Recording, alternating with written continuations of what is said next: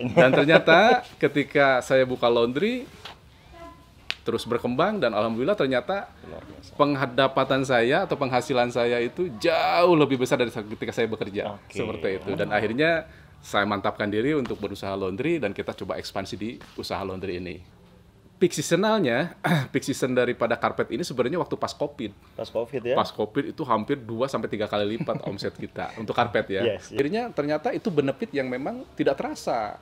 Dan ketika saya gabung Asli boleh dikata ternyata ekspansi usaha atau pengembangan usaha itu sangat luar biasa yang saya rasakan. Dengan perkembangan usaha dan lain sebagainya, makin banyak berdiri laundry ya kita harus bisa menunjukkan identitas kita bahwa laundry ini harus punya kualitas. Itu manfaatnya sangat luar biasa sekali gitu. Artinya dari mulai penempatan mesin cuci, pakai penempatan atau layoutnya, pengaturan layout, termasuk masalah standar keamanan juga, harus ada apart dan lain sebagainya. Ternyata itu diedukasi dan coba kita terapkan.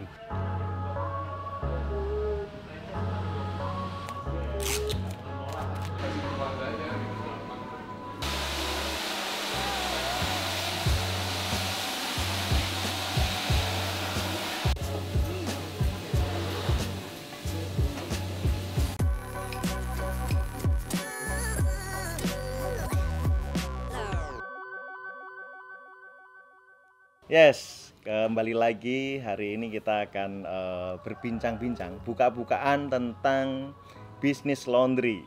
Oke, kali ini spesial di Bandung. Kita sekarang posisinya di Bandung, di daerah Geger Kalong, nggak jauh dari Darut Tauhid, areanya Agim. Oke, nah kebetulan kita bertemu dengan salah satu ownernya. Nama laundrynya adalah Real Clean Laundry. Nah, saat ini kita sudah bertemu dengan ownernya, Pak Tatang. Nah, Pak Tatang nanti akan bercerita tentang bisnis laundrynya yang beliau bangun dari awal, seperti apa dan sebagainya. Nanti kita akan ngobrol langsung dengan beliau, bertanya-tanya dengan beliau. Sebelumnya jangan lupa nanti teman-teman bisa komen, kalau ada pertanyaan bisa komen di komen kita, di subscribe juga, dan jangan lupa dibunyikan loncengnya. Siap? Oke, terima kasih Pak Pik sudah berkunjung ke Laundry Real Clean. Sebelumnya perkenalkan dulu, nama saya Tatang Hermawan, ya, pemilik atau owner dari Real Clean Laundry. Alhamdulillah saya dapat kunjungan dari Ketua Umum Asosiasi Laundry Indonesia. Saya bangga asli. Oke, terima kasih Pak Pik ya. Saya perkenalkan dulu. Real Clean Laundry ini berdiri tahun 2010. 2010, saya ceritakan dulu dari awal kenapa Laundry Real Clean ini berdiri.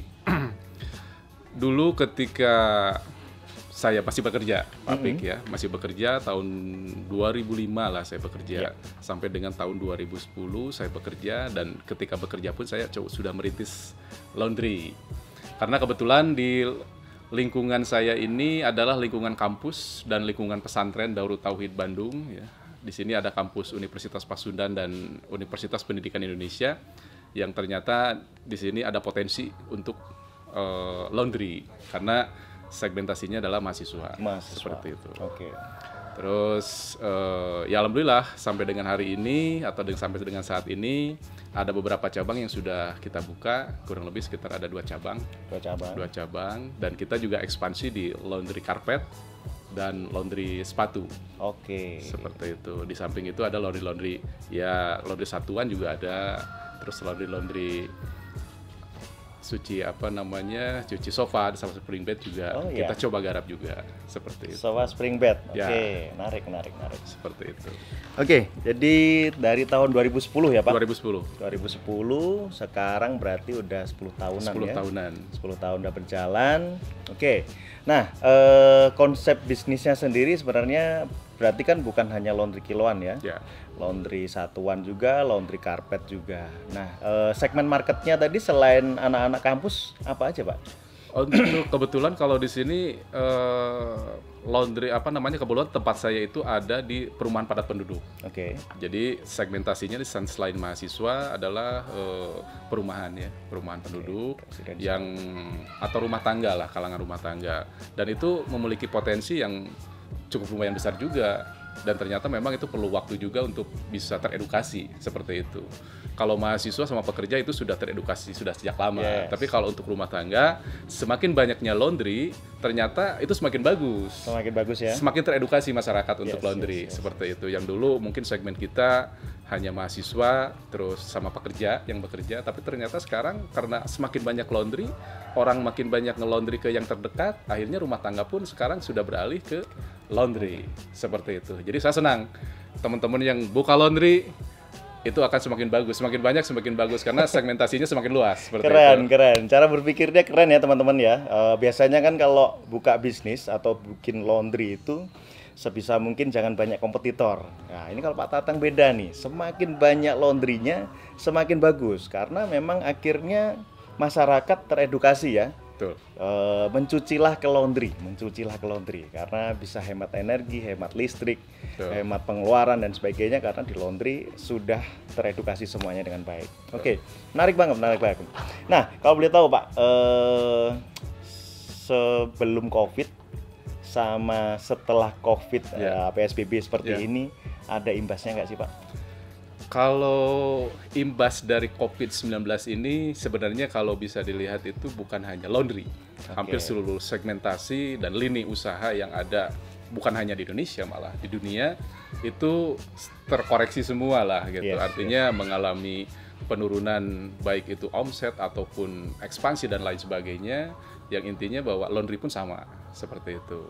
Nah, tapi sekarang sudah mulai agak sedikit ada dengan pelonggarannya PSBB atau mungkin ada PSBB parsial dan segala macam itu sudah sedikit menggeliat seperti itu. Tapi masih jauh. Dulu kita karena kita segmentasinya sendiri ada di segmen mahasiswa, penurunannya kurang lebih sekitar hampir 95%. Wih, 95% penurunan. 90%. Jadi kita hanya 5% saja seperti itu.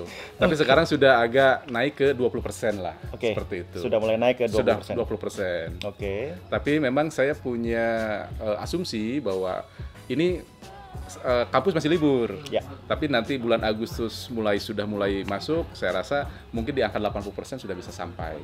Seperti itu. Mudah-mudahan bisa pasti sampai. Ada penurunan karena ada penurunan nilai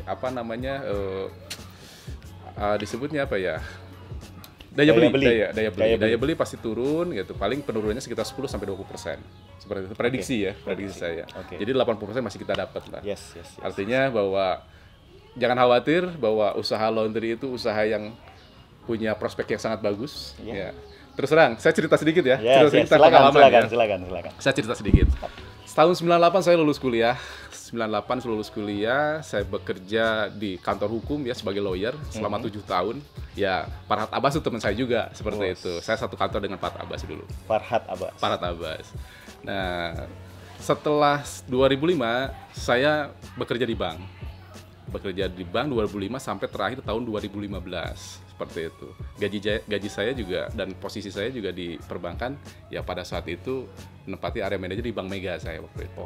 Terakhir karena saya 4 bank yang sudah saya tempati dulu. Dan 2010 saya buka laundry awalnya iseng-iseng Pak. Iseng-iseng terus karena kita ngelihat potensi yang ada karena di sini mahasiswa seperti itu.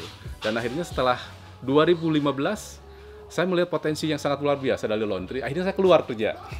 Padahal posisi saya lagi di puncak-puncaknya saat itu. Seperti itu. Mirip nih kayaknya. Dan ternyata ketika saya buka laundry, terus berkembang dan alhamdulillah ternyata pendapatan saya atau penghasilan saya itu jauh lebih besar dari ketika saya bekerja. Seperti itu. Dan akhirnya saya mantapkan diri untuk berusaha laundry dan kita coba ekspansi di usaha laundry ini.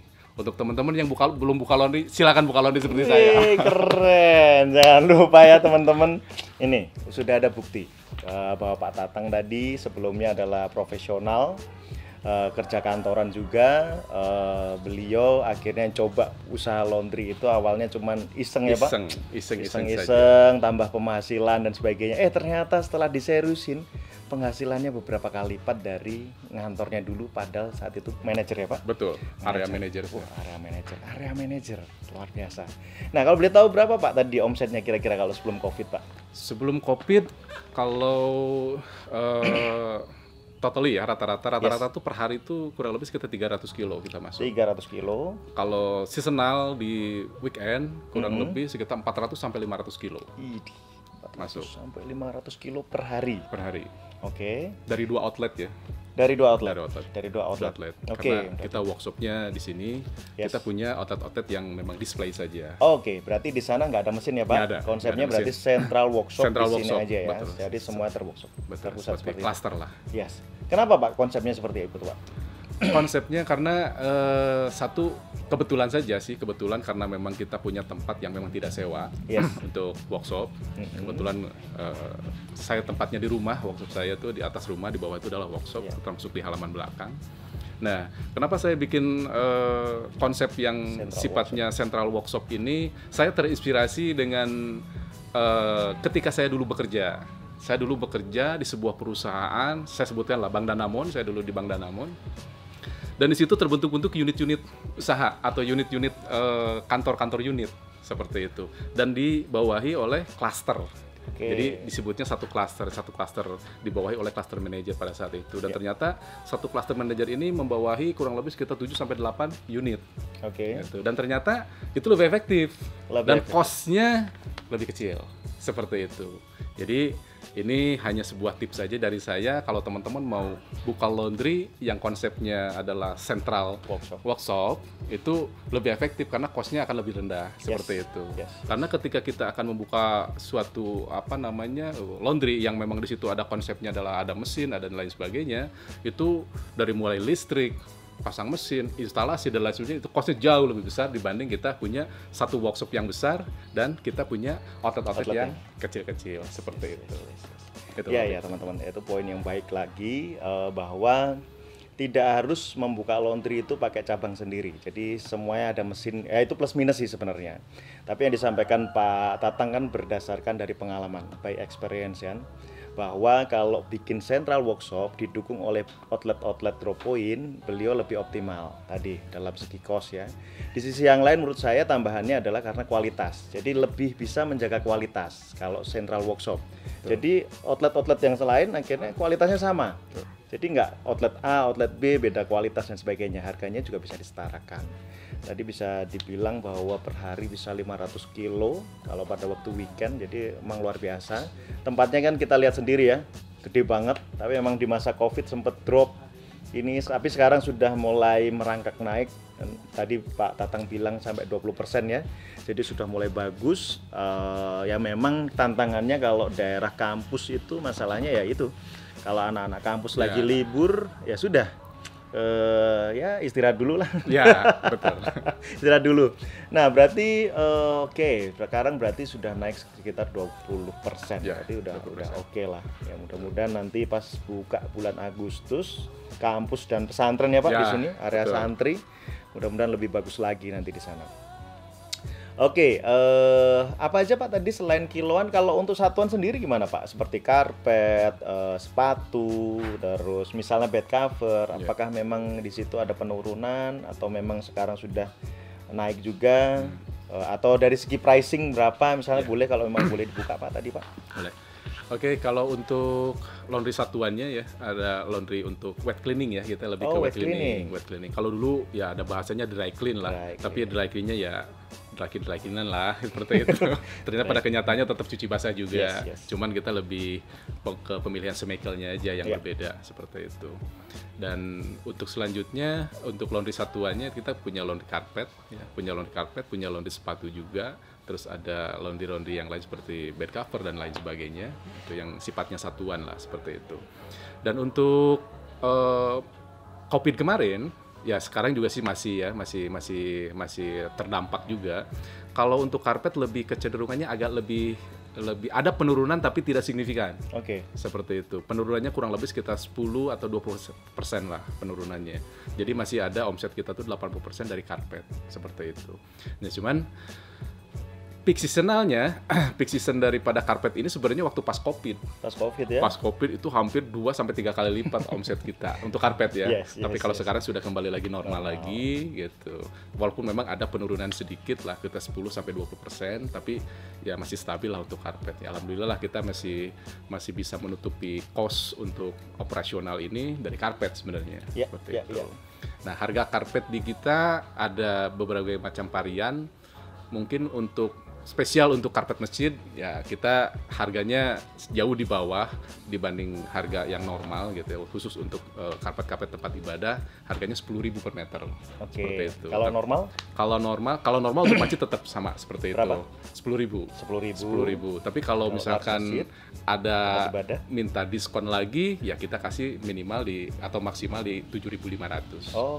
Seperti khusus untuk masjid. Tapi kalau untuk umum sih enggak. Tapi masjid bisa menghubungi Bapak ya nanti? Bisa. Kalau ada seperti itu ya? Bisa. Silakan kalau untuk teman-teman DKM atau bapak-bapak DKM, para ustadz yang karpet masjidnya mau dicuci, silakan datang ke Real Clean Laundry. Yes, oke. Terus kalau ada laundry yang lain kan biasanya kan laundry kan nggak ada tempat untuk jemur karpet, pengerjaannya lama. Nah, di sini karpet pengerjaan berapa lama Pak? Kalau pengerjaan karpet, dilihat dari alurnya ya, alur penyucian karpet itu sebenarnya 3 hari. Karena kita punya tempat pengeringan juga di samping. Saya ceritain dulu dari awal. Jadi proses pengerjaan laundry karpet di Real Clean ini dari mulai pemilahan bahan, karena ada karpet-karpet tertentu yang memang tidak bisa dicuci basah seperti itu. Nah, makanya kita lihat labelingnya dulu, tidak bisa dicuci basah, atau kita lihat labelnya dulu. Yang kedua, karpet itu dibersihkan dulu dari dari bulu dan lain sebagainya. Jangan sampai ketika setelah dicuci jadi si bulunya malah nempel, tidak bisa dihilangkan seperti itu. Terus proses polishing, artinya proses penyikatan seperti itu. Setelah disikat, ditiriskan sebentar, baru masuk spinner. Kita spin, setelah spin kadar airnya kan sudah turun Pak. Kadar airnya kurang lebih sekitar 95% lah, hanya tinggal 5% baru kita diangin-anginkan seperti itu. Jadi proses pengerjaannya hanya dengan 3 hari itu karpet bisa sudah kering seperti itu. Berarti kuncinya ada di spinner ya. Spinner. Jadi pemeras karpet, karena biasanya yang jadi masalah adalah kalau udah di vakum pun jadi masih belum optimal ya. Biasanya kalau di vakum belum optimal, jadi ada spinner. Nanti kita lihat spinner itu seperti apa. Karena setahu kita kalau memang bisa efektif spinner ini, dengan adanya spinner sehari juga bisa selesai harusnya. Sudah selesai ya. Kalau pengen ekspres pun bisa. Bisa. Terus membuka ini nggak Pak? Kerjasama nggak kalau untuk laundry karpet Pak? Kalau di karpet kebetulan karena agak lumayan sulit ya untuk proses pick up and delivery-nya gitu. Sehingga kita mengandalkan atau kita bekerja sama dengan laundry yang ada di sekitar kita. Dengan radius kurang lebih sekitar 2 sampai 3-4 km lah. Seperti itu. Karena untuk proses pick up-nya sendiri juga memerlukan armada yang memadai juga seperti itu. Tapi bisa ya Pak? Bisa. Karena kebetulan untuk teman-teman laundry juga sama. Apabila mau bekerja sama dengan Real Clean Laundry, silakan datang ke Real Clean Laundry atau menghubungi WhatsApp saya seperti itu. Yes. Dan alhamdulillah sampai saat dengan ini kita sudah bekerja sama kurang lebih dengan 40 sampai 50 laundry outlet, betul.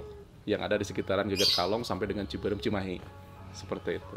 Ya, teman-teman, ada kesempatan yang bagus. Jadi kalau laundrynya, saya sendiri juga sama. Jadi saya dulu berpikiran bahwa kalau ngerjain sendiri kan agak repot, terus butuh area luas ya, apalagi di Jakarta kan sesenti aja kita hitung banget lah. Jadi kalau menurut saya, di mana kita bisa kolaborasi, karena kita di asosiasi laundry juga, siapa yang punya spinner ya sudah kita oper aja. Itu namanya kolaborasi dengan pengusaha laundry. Karena beliau tadi juga sampaikan, Pak Tatang tadi sampaikan, ya kita kolaborasi aja. Kita semakin banyak laundry, harusnya ini bisa bertumbuh bareng-bareng. Nah, kita bisa kolaborasi di sana. Jadi teman-teman yang memang tempatnya terbatas dan ribet ngerjain karpet, nah langsung hubungin aja. Radiusnya kalau masih masuk ya silakan hubungin Pak Tatang di Real Clean Laundry. 3 hari selesai. 3 hari selesai. Ya, nanti bisa ngobrol dengan beliau karena sekarang beliau sudah ada 50 laundry yang terkerja sama ya Pak. Jadi lumayan banyak, nanti akan dijadwalkan. Kalau emang bisa kerjasama, syukur-syukur teman-teman bisa bekerja sama dengan Pak Tatang di Real Clean Laundry. Keren sekali, keren sekali. Oke. Nah, ini kan saya lihat ada kaos asli nih. Nah, saya juga sama nih. Real is asli, Real Clean ini, Real Clean, sebenarnya Real Clean Laundry. Real is asli. Apa sih Asosiasi Laundry Indonesia? Nah, kebetulan Pak Tatang ini adalah ketua DPD, Dewan Pimpinan Daerah Asosiasi Laundry Indonesia Jawa Barat. Pak Tatang nanti mungkin akan menyampaikan sesuatu tentang kenapa sih gabung asli, terus apa manfaatnya sih gabung asli selama ini, apakah cuman persaudaraan aja, yang dulunya awalnya komunitas akhirnya jadi organisasi. Nanti Pak Tatang akan menceritakan ya menurut Pak Tatang sendiri kenapa sih Pak gabung asli misalnya seperti itu. Silakan Pak. Oke, teman-teman, terima kasih. Saya perkenalkan dulu seperti yang dibicarakan atau diutarakan tadi oleh Pak Apik bahwa ya alhamdulillah saya terpilih atau dipercaya oleh teman-teman Jawa Barat untuk memimpin DPD Asosiasi Laundry Indonesia Jawa Barat ya. Saya cerita sedikit tentang kenapa saya gabung asli. Saya gabung asli kurang lebih tahun 2015 atau 2016 awal. Saya gabung asli. Kebetulan pada saat itu, karena memang laundry saya berdiri tahun 2010 dan baru tahun 2016 saya gabung asli. Dulu ketika awal buka laundry, ya artinya segala sesuatu yang berkaitan dengan laundry gitu, kita tidak bisa mengeksplor atau kita tidak bisa bertanya kepada siapapun. Kita betul-betul otodidak dan boleh dikata apapun kita kerjakan sendiri. Seperti itu. Kita susah untuk bertanya. Minimal contoh saya kasih sedikit contoh saja dulu ketika saya cara menghilangkan noda kelunturan itu seperti apa sih? Seperti itu. Dan ternyata saya tidak bisa bertanya kepada siapapun karena memang tidak punya kenal siapapun. Ya, termasuk pada saat itu memang asli juga belum ada. Seperti itu. Dan pada saat itu pun pengusaha-pengusaha laundry kiloan itu tertutup, sangat tertutup seperti itu. Kompetitor. Kita nanya sedikit saja, mereka nggak mau jawab seperti itu. Artinya, ya alhamdulillah ketika tahun 2016 atau 2015 berdirinya asli, 2016 saya gabung ke asli, ternyata manfaatnya sangat banyak sekali Pak. Gitu. Saya bisa komunikasi dengan contoh lah. Ketika saya mau cari mesin aja, contoh sederhana.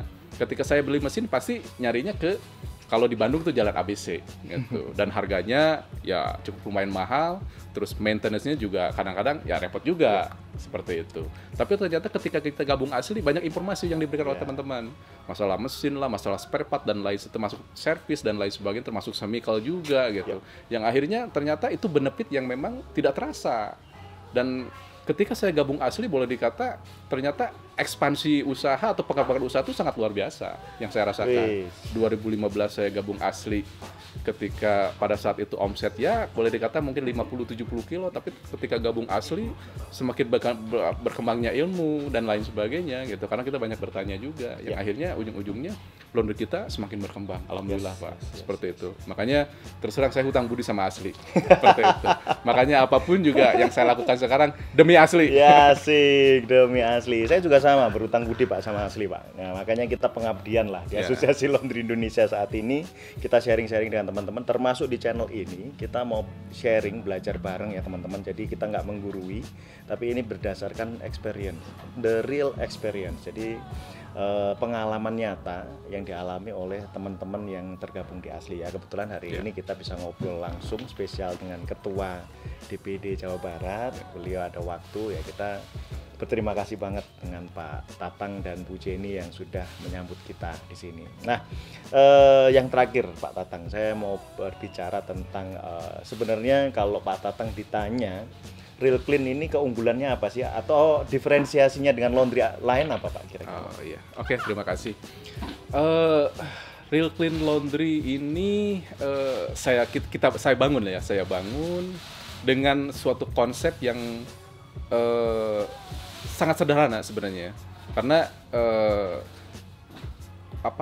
ketika laundry ini atau misalkan suatu cucian ini bisa diterima oleh orang lain, itu pasti akan saya coba analisis dulu bisa diterima nggak oleh saya seperti itu. Artinya kita kembali lagi bahwa yang namanya laundry itu harus punya satu yang paling pasti kualitas.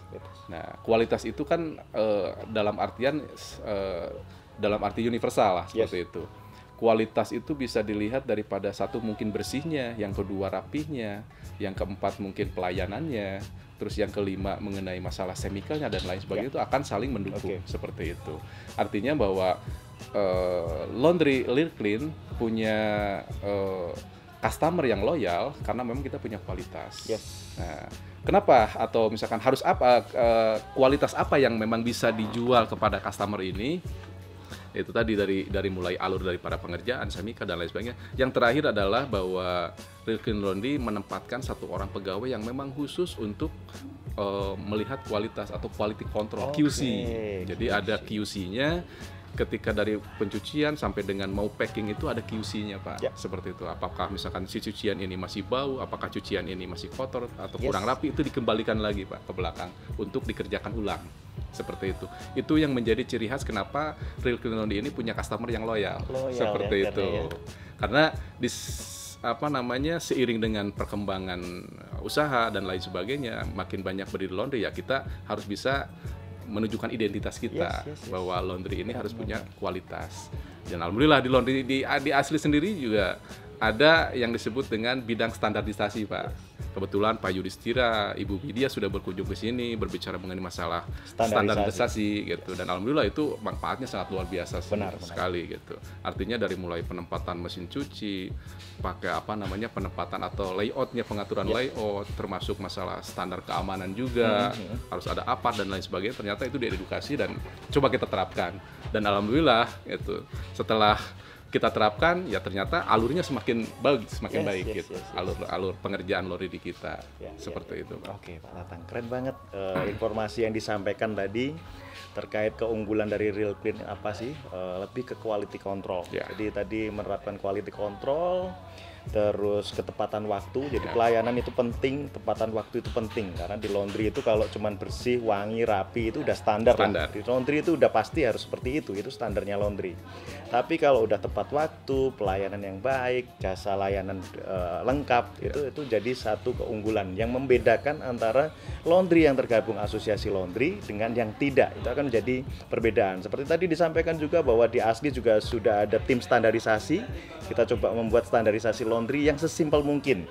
Bikin alur, misalnya dari mesin cuci ke mesin pengering, jadi biar nggak loncat-loncat dari mesin cuci, masa di situ ada tukang setrika, mesin pengeringnya lebih jauh lagi, itu kan memakan kos waktu, jadi ada efisiensi, ada efektivitas di dalam pengerjaan, jadi alur kerjanya juga kita optimalkan.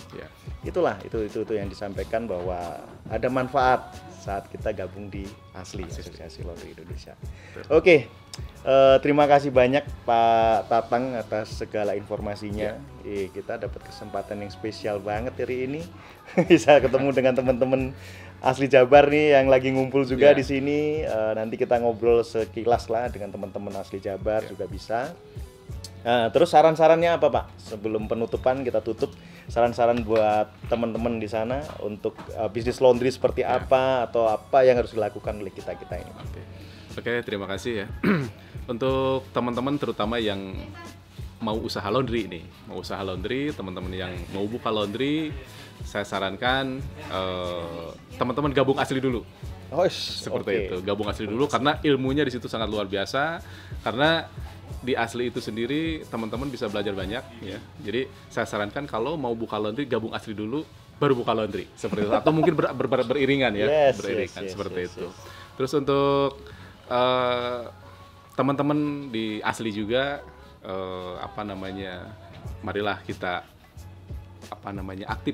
aktif di laundry, aktif di Asosiasi Laundry Indonesia gitu, karena di situ benefitnya sangat luar biasa seperti itu. Pak. Mungkin itu saja, Pak Apik. Cukup ya, Pak? Ya, cukup. Yang penting gabung Asli ya, teman-teman. Gabung Asli jadi ahli. Ya, oke. Yes. Asli, we are family. We are family. Oke, terima kasih teman-teman. Ini acara kita sudah selesai. Interview dengan Pak Tatang juga sudah selesai. Kalau ada pertanyaan, silahkan langsung komen aja. Silahkan ditanyakan apa yang mau ditanyakan, nanti kita bisa tanyakan langsung dengan beliau, atau bisa follow di IG kita, IG Pak Tatang maupun saya, nanti saya akan kasih di deskripsinya. Terus jangan lupa selalu ikutin kita melalui channel kita, jangan lupa subscribe dan bunyikan lonceng untuk mendapatkan informasi yang terbaru dari kita. Dari saya Apik Primadia, terima kasih atas perhatiannya. Jangan lupa budayakan malas mencuci, karena mencuci adalah tugas kami di usaha laundry. Terima kasih, selamat siang, sampai jumpa kembali. Terima kasih Pak Tatang. Keren. Terima kasih.